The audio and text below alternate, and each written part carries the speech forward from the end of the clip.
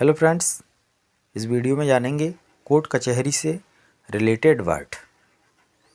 अपराध को इंग्लिश में क्राइम बोलते हैं। अपराधी को इंग्लिश में क्रिमिनल बोलते हैं। आरोप को इंग्लिश में अक्यूज या ब्लेम या एलिगेशन बोलते हैं। न्याय या इंसाफ को इंग्लिश में जस्टिस बोलते हैं।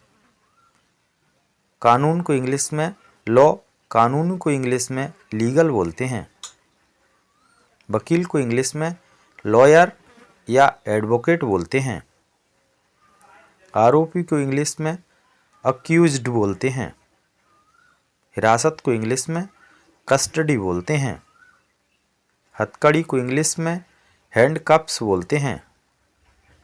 कार्यवाही को इंग्लिश में एक्शन बोलते हैं।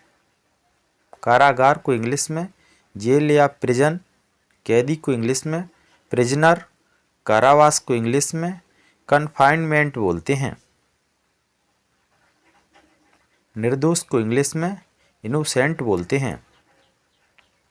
रिहा करना को इंग्लिश में रिलीज या डिस्चार्ज बोलते हैं। चोर को इंग्लिश में थीफ बोलते हैं।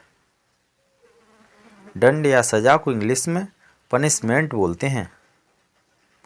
फैसला या निर्णय को इंग्लिश में जजमेंट बोलते हैं।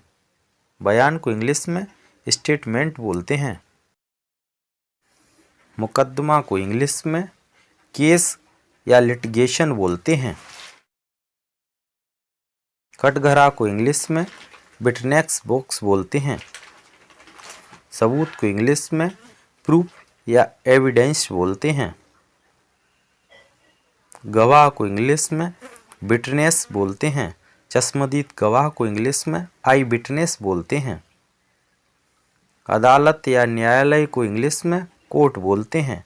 उच्च न्यायालय को इंग्लिश में हाई कोर्ट बोलते हैं। सर्वोच्च न्यायालय को इंग्लिश में सुप्रीम कोर्ट बोलते हैं।